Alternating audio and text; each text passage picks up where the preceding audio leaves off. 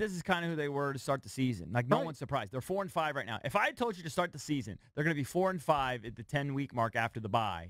Would anyone raise their hand and be surprised? No, no nobody would be shocked at all. I wouldn't have been. I mean, you can take a look at our record it's about predictions. what we had them. Yeah. I just thought they'd lose last week and win this week. If I had to guess, it's just, If they lose to the Saints, and they probably will, they'll be on life support. Not out. Life I support. thought they had a 5% chance to beat the Seahawks. This is probably right around the same percentage.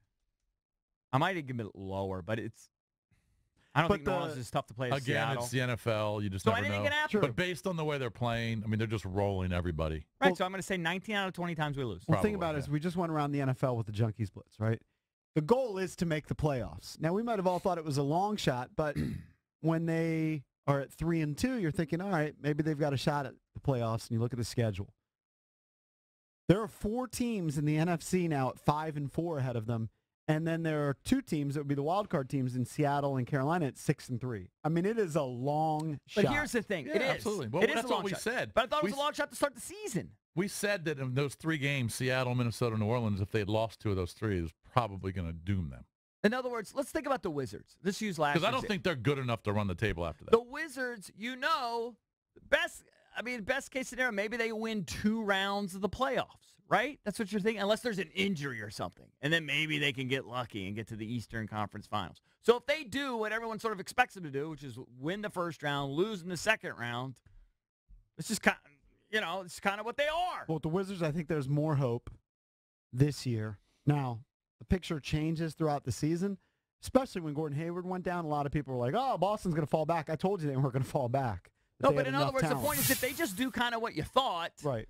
I think that's what the Redskins are going to do. You're going to finish about what they thought. But is that acceptable? Because, no, for example, what it is. And this is where I think that there has to be some scrutiny with the coaching. And I don't want to get bogged down on individual choices in this game, but big picture through 4 years, it's been a mediocre run with Jay Gruden. He's probably sub 500, right? It's been less than mediocre. And you take a look at a team like Jacksonville, for example. I would say Jacksonville, they got a dog quarterback. Blake Bortles tried to give San Diego the game yesterday. There was a stretch of 12 passes where I think he had 2 completions and 2 interceptions at the end of the game. They still found a way to win that game. Now, they've got some really good talent on defense. Right, I understand that. Division. I understand that, but my point is there are some coaches who make more of their roster.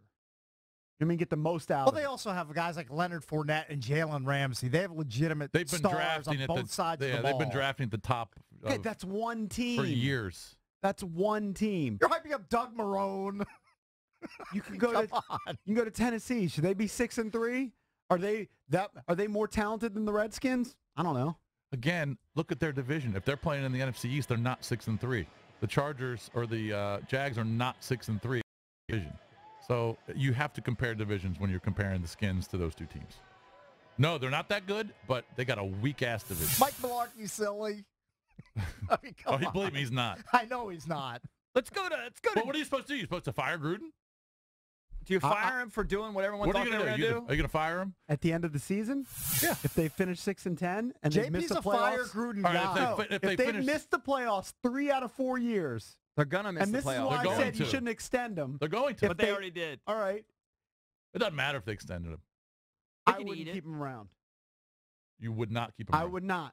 You'd start over with What's him. the point? Because my guess would be that next year it's going to be more of the same. Hey, I said this. I kind of know what you're getting at, Jay Gruden. I said this during the I break. don't blame Jay. Maybe they should have kept Sean McVay. You know what Jay Gruden's Sean like? McVay is Jay doing. They scored 30 points and lost. What? So they yes, should have he's part fired of his hold on. head coach. Fire Gruden and hire McVay. Is that what you wanted to do?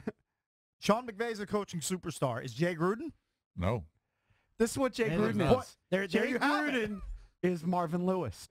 You can stick with Marvin Lewis. He made it to the playoffs a bunch of times, hovers around 500, but never really go anywhere. Look, I'm not the guy banging the drum to fire Jay Gruden, but if you feel like you have a better in-house guy and you just let him go to the L.A. Rams and he leads them to the playoffs and your guy's just muddling around 500, might have to look inward at yourself. So here's the question. At the mirror. Hold on, here's the question. So you think that Sean McVay, if he was coaching his team, they'd be better than 4-5?